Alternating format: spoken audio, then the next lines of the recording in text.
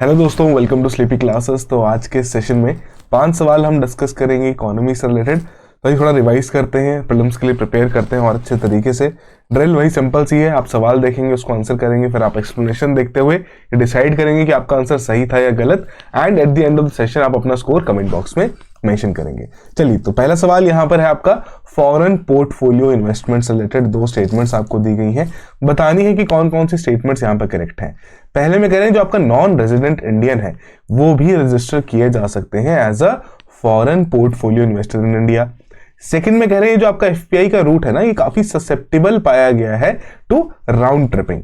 तो ये round tripping का कॉन्सेप्ट यदि आपको पता रहेगा तो शायद आप थोड़ा इसको लिंक कर पाएंगे कि एफपीआई से रिलेटेड है या नहीं है। राइट, तो 2 स्टेटमेंट दी गई, थोड़ा सोचिए इसके बारे में और करेक्ट ऑप्शन यहां पर मार्क कीजिए।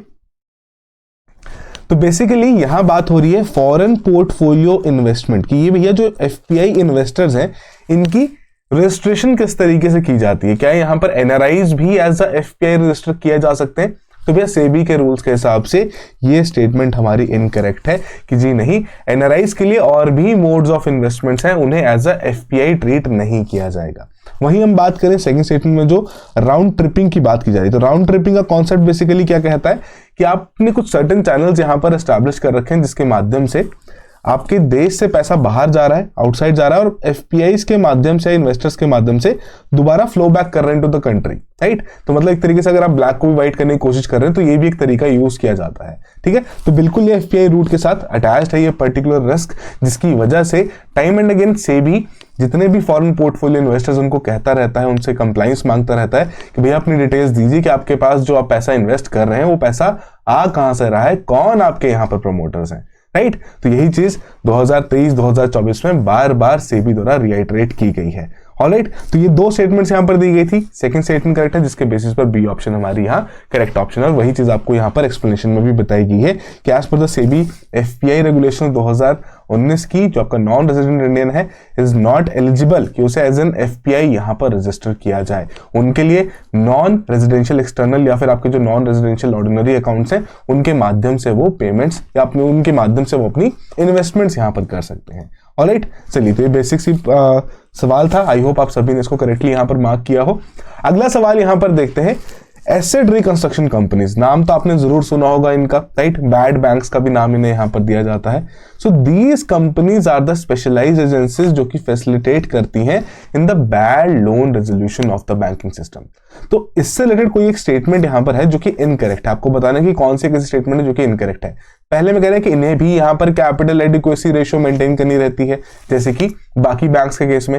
जरा कमेंट बॉक्स में बता दीजिए, थोड़ा सा आपके लिए होमवर्क है कि कितना सीएआर है जो कि हमारे देश में आरबीआई द्वारा मैंडेट किया गया है कि हमारे बैंक्स को इतना मेंटेन करना ही करना है। चलिए, पब्लिक सेक्टर बैंक्स के लिए बता दीजिए। राइट, तो कमेंट बॉक्स में जरूर मेंशन कीजिएगा। तो यहां कह रहे हैं पहली स्टेटमेंट में कि इन्हें भी, एआरसीज को भी minimum capital adequacy ratio maintain करनी है। सेकंड में कह रहे हैं कि एआरसीज आपके इन्वेस्ट कर सकते हैं शॉर्ट टर्म इंस्ट्रूमेंट्स में जैसे कि आपके सर्टिफिकेट ऑफ डिपॉजिट हो गए, कमर्शियल पेपर्स हो गए। थर्ड में कह रहे हैं जो आपके लार्ज एआरसीज हैं, राइट, वो एक्ट कर सकते हैं एज अ रेजोल्यूशन एप्लीकेंट्स। तो 3 स्टेटमेंट्स यहां पर हैं, आप बताइए इनमें से कौन सी इनकरेक्ट है। अगर आपको लगता है कोई भी इनकरेक्ट नहीं है, तीनों करेक्ट है, तो आप डी ऑप्शन यहां पर मार्क कर सकते हैं। तो 2024 में ही कुछ चेंजेस यहां पर लाए गए थे एआरसीज की रेगुलेशन के केस में, जिसमें बिल्कुल मिनिमम जो आपका सीएआर की रेशो है, कैपिटल एडिक्वेसी रेशो है, उसे मेंटेन करने के लिए यहां पर इन्हें कहा गया था। तो पहली स्टेटमेंट तो यहां पर करेक्ट है। सेकंड, उन्हीं रेगुलेशंस में ये भी बताया गया था कि किस तरीके से एआरसीज इन्वेस्ट कर सकते हैं in certain short term instrument जैसे आपके सर्टिफिकेट ऑफ डिपॉजिट या फिर कमर्शियल पेपर्स वहां पर होंगे।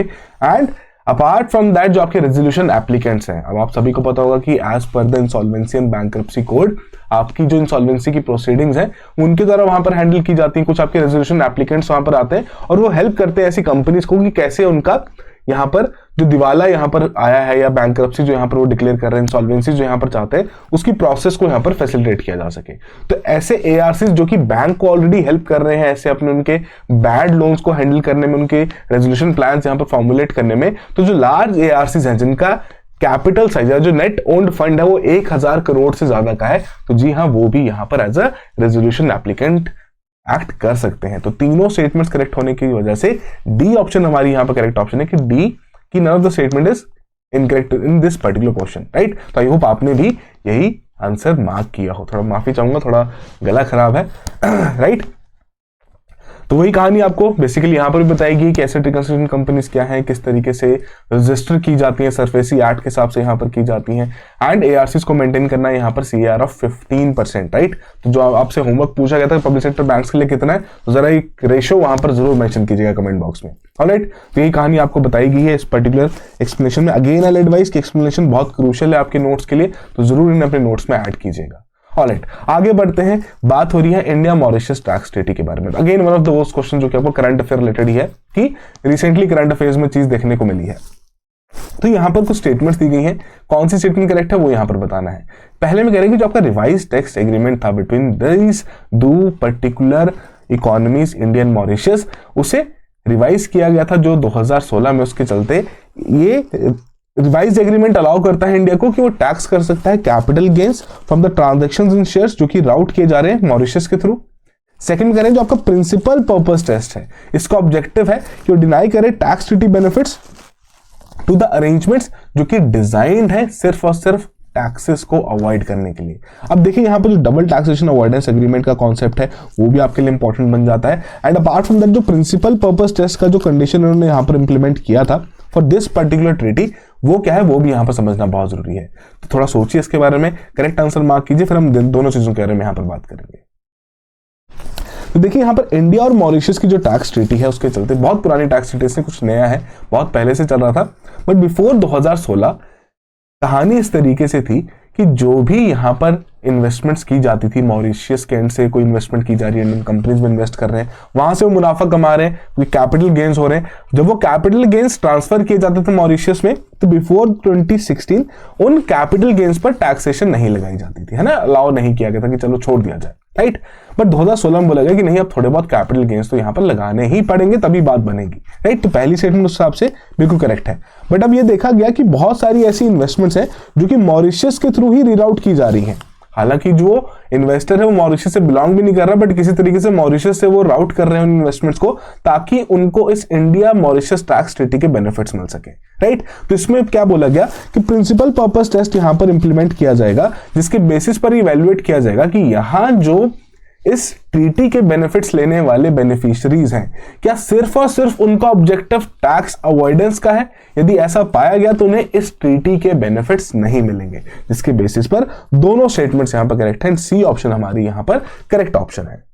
माफी चाहूंगा, यहां पर आपका आंसर सी ही करेक्ट रहेगा, ठीक है, बी नहीं है, सी करेक्ट है। वही चीज हम एक्सप्लेनेशन में भी यहां पर देख सकते हैं। तो बेसिकली आपकी रिवाइज की गई थी 2016 में, ताकि जो टैक्स अवॉइडेंस का पर्पस यहाँ पर फुलफिल कर रहे थे कुछ एंटिटीज, उनको यहाँ पर थोड़ा सा पकड़ा जा सके, उनको थोड़ा सा रोका जा सके। तो ये 2016 के अमेंडमेंट के चलते सोर्स बेस्ड टैक्सेशन रूल यहाँ पर इंप्लीमेंट किया गया, इंट्रोड्यूस किया गया, जिसके चलते इंडिया टैक्स कर सकता है capital gains arising from the transactions जो कि शेयर्स में हो रही हैं, which are acquired by a Mauritius resident, right. तो ये आफ्टर 1 अप्रैल 2017 ये बोला गया कि कैपिटल गेन्स की टैक्सेशन बिल्कुल यहां पर लगाई जाएगी, India being the source based. जो सिनेरियो यहां पर रहता है टैक्सेशन का दो तरीके से रहता है ना, एक आपका सोर्स बेस्ड रहता है, एक आपका ओरिजिन बेस्ड रहता है। तो सोर्स बेस्ड टैक्सेशन के चलते इंडिया यहां पर इस प्रकार के कैपिटल गेन्स टैक्स जरूर लगाएगा। वहीं अगर हम प्रिंसिपल पर्पस टेस्ट की बात करें तो मैकेनिज्म अंडर द बीपीएस का जो एक्शन प्लान 6 है, राइट, जो कि ओईसीडी द्वारा भी बहुत ज्यादा इंडोर्स किया जाता है। इंडिया ने अपनी टैक्स ट्रीटीज में यहाँ पर इसे अडेप्ट किया है, जिसका ऑब्जेक्टिव है ये आइडेंटिफाई करना कि जो अरेंजमेंट है यहाँ पर इन दोनों देशों के बीच की, उसमें जो बेनिफिट यहाँ पर मिल रहा है, क्या वो सिर्फ और सिर्फ टैक्स अवॉइड करने के लिए लिया जा रहा है। अगर ऐसा केस है तो उस केस में उस प्रकार का बेनिफिट उन्हें वहां पर नहीं मिलेगा। तो दोनों स्टेटमेंट्स यहाँ पर करेक्ट हैं। ऑलराइट, चलिए अगला सवाल यहाँ पर देखते हैं। अपॉर्चुनिटी कॉस्ट से रिलेटेड कुछ स्टेटमेंट्स दी गई हैं, बताना है कि कौन सी एक ऐसी स्टेटमेंट है जो कि अपॉर्चुनिटी कॉस्ट के कॉन्सेप्ट को अच्छे तरीके से यहां पर डिफाइन करती है। बहुत सिंपल सा सवाल है। पहले में कह रहे हैं एक factory manager which is decide कि भैया वो इंक्रीज करेगा प्रोडक्शन अपनी कार्स के इंस्टेड ऑफ ट्रक्स, राइट।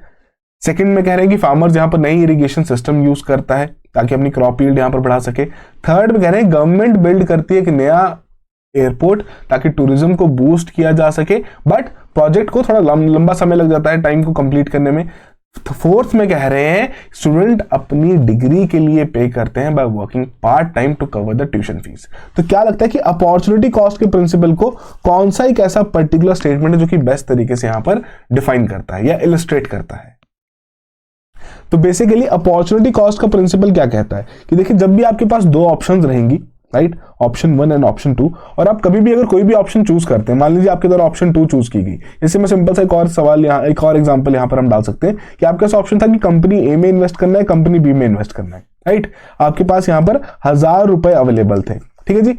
एक साल बाद आपने देखा कि भैया कंपनी ए में अगर इन्वेस्ट किया तो वहां पर आपको 10% की रिटर्न मिलती, कंपनी बी में इन्वेस्ट करते तो भैया 5% की रिटर्न मिलती, राइट।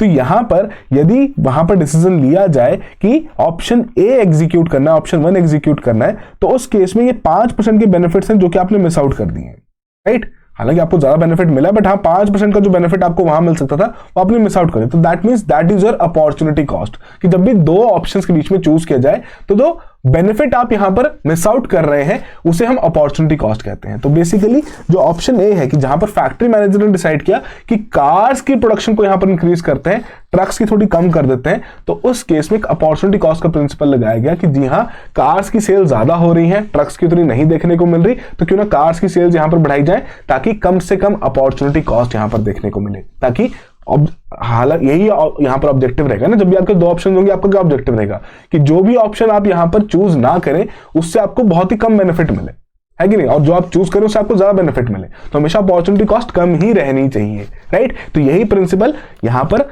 पॉलिसी मेकर्स द्वारा भी यूज किया जाता है कि भैया जो पैसा उनके पास लिमिटेड रिसोर्सेज अवेलेबल है वो कौन से सेक्टर में खर्च करना है, हेल्थ में खर्च करना है, एजुकेशन में खर्च करना है, डिफेंस में खर्च करना है, उसी के बेसिस पर वो असेस कर पाएंगे कि जी हाँ कहां से हमें मैक्सिमम बेनिफिट मिल सकता है एंड कौन सा एक ऐसा बेनिफिट है जो कि उसे वो फॉरगो कर देंगे बिकॉज उन्होंने कोई और ऑप्शन यहां पर चूज की। जो फॉरगॉन बेनिफिट है वो अपॉर्चुनिटी कॉस्ट यहां पर कहलाता है। तो ए स्टेटमेंट हमारी यहां पर करेक्ट स्टेटमेंट है, राइट। चलिए, तो यही चीज आपको यहां पर एक्सप्लेनेशन में भी मेंशन की गई है, राइट। अगला सवाल बहुत सिंपल सा सवाल है, कुछ आपको पर्टिकुलर टूल्स दिए गए हैं मार्केट के, बताना है कि इनमें से कौन कौन से कंपोनेंट्स हैं ऑफ द सेकेंडरी मार्केट। पहले में कह रहे हैं कन्वर्टिबल बॉन्ड, सेकंड में कह रहे हैं आपके जो क्वालिफाइड इंस्टीट्यूशनल प्लेसमेंट है, थर्ड में कह रहे हैं म्यूचुअल फंड्स के बारे में, फोर्थ में कह रहे हैं ऑप्शंस की ट्रेडिंग एंड फिफ्थ में कह रहे हैं राइट्स इश्यूज की सेकेंडरी मार्केट में कौन कौन से इंक्लूड किए जाते हैं। थोड़ा सोचिए इसके बारे में और करेक्ट आंसर यहां पर अपना मार्क कीजिए। तो देखिए सेकेंडरी मार्केट में कौन से टूल्स इंक्लूड होते हैं, जैसे कि प्राइमरी मार्केट में हम कहते हैं कि जहां पर डायरेक्ट ट्रांजैक्शन हो रही है between the company and the investor, right. जैसे कि आपका आईपीओ के समय पे कि जब कंपनी अपने शेयर्स एलोकेट करती है या इशू करती है टू बी प्रिसाइज, तो उस समय पे इन्वेस्टर द्वारा जो पैसा खर्च किया जाता है उन शेयर्स को ऑब्टेन करने में वो डायरेक्टली कंपनी के पास आता है। वहीं अगर सेकेंडरी मार्केट के बारे में बात करें तो जब आपस में ट्रेडिंग चलती है, पीयर टू पीयर ट्रेडिंग चलती है, वो आपका सेकेंडरी मार्केट का कंपोनेंट यहां पर माना जाता है, right. Convertible bonds, again bonds की जितनी भी ट्रेडिंग हो रही है वो आपका कंपोनेंट सेकेंडरी मार्केट का यहां पर माना जाएगा। क्वालिफाइड इंस्टीट्यूशनल प्लेसमेंट, अब यहां पर डायरेक्टली कंपनी अपने कुछ पर्टिकुलर शेयर्स कुछ क्वालिफाइड इंस्टीट्यूशनल बायर्स को देती है, राइट। तो यहां जो ट्रांजैक्शन हो रही है वो किसके बीच में हो रही है, वो हो रही है between the company and the investor directly, तो ये आपका प्राइमरी मार्केट का हिस्सा माना जाएगा, हेंस इनकरेक्ट। थर्ड में mutual funds, again secondary market का कंपोनेंट है कि यहां पर आपका ट्रेडिंग चल रहा है, उस तरीके से आप अपने यूनिट्स बेच रहे हैं, जिस तरीके से भी यहां पर आपके जरा on the behalf of the mutual fund वो आपसे पैसा ले रहे हैं, आगे जाके कुछ शेयर्स वहां पर मार्केट से खरीद रहे हैं, राइट। तो डायरेक्टली कंपनी से जाके नहीं खरीद रहे, मार्केट से उनको वहां पर ऑब्टेन कर रहे हैं, राइट। उसके अलावा ऑप्शन ट्रेडिंग की बात करें तो अगेन ये भी आपका सेकेंडरी मार्केट का ही कंपोनेंट यहां पर माना जाएगा। Rights issue, rights issue basically क्या रहता है कि जब आपके पास किसी कंपनी के शेयर्स हैं, राइट, और कंपनी अपने नए शेयर्स एलोकेट कर रही है, तो उस समय पे जो ऑलरेडी एग्जिस्टिंग शेयर होल्डर है उनको पहला हक दिया जाता है कि आप नए शेयर्स को एक अच्छे प्राइस पर यहां पर खरीद सकते हैं, राइट। तो ये भी ट्रांजैक्शन जो है ये भी डायरेक्टली कंपनी टू इन्वेस्टर के बीच की ट्रांजैक्शन है, जिसकी वजह से प्राइमरी मार्केट का एक कंपोनेंट यहां पर माना जाता है, तो हेंस इनकरेक्ट। तो बेसिकली यहां पर first, third and fourth option हमारी करेक्ट है, जिसके बेसिस पर डी ऑप्शन करेक्ट ऑप्शन है, राइट। तो यही चीज आपको एक्सप्लेनेशन में भी यहां पर मेंशन की गई है। हालांकि कन्वर्टिबल बॉन्ड्स के केस में आप कह सकते हैं कि जी हाँ, कन्वर्टिबल बॉन्ड्स आपके प्राइमरी मार्केट को बिलोंग करते हैं, सेकेंडरी को बिलोंग करते हैं, राइट। कि कन्वर्टिबल बॉन्ड्स अगर कोई कंपनी इशू कर रही है उसको खरीद रहा है तो भैया प्राइमरी मार्केट का हिस्सा माना जाएगा। बट इस प्रकार का अगर सवाल आ जाए कि भैया इनमें से कौन कौन से कंपोनेंट्स आपके कौन सी मार्केट को बिलोंग करते हैं, प्राइमरी को सेकेंडरी को, तो कन्वर्टिबल बॉन्ड्स अगर दोनों में आते हैं, प्राइमरी में भी आ रहे हैं सेकेंडरी में भी आ रहे हैं, तो उस केस में आपको सेकेंडरी को ही प्रेफरेंस देना है कि यहाँ पर आपकी ट्रेडिंग उस तरीके की हो रही है। या तो आपको बहुत टू द पॉइंट भी मेंशन किया जाता है कि कन्वर्टिबल बॉन्ड्स यहाँ पर कंपनी द्वारा इशू किए जा रहे हैं। अगर वैसा सवाल आ जाए तो उस केस में ये जो पर्टिकुलर कंपोनेंट है ये आपका प्राइमरी मार्केट का यहां पर बन जाएगा। ऑलराइट, तो आई होप पूरी कहानी यहां पर क्लियर होगी हो। तो ये थे हमारे 5 सवाल। जो भी आपका स्कोर रहा है कमेंट बॉक्स में जरूर मेंशन कीजिए और इसी तरीके से रेगुलरली अपनी प्रैक्टिस करते रहिए। क्वेश्चंस की प्रैक्टिस करेंगे उतना ही इजी रहेगा आपके लिए चीज़ों को रिटेन करना, अपने कॉन्सेप्ट्स को एप्लीकेशन में लाना, राइट। चलिए, so that will be all the very best, have a good preparation.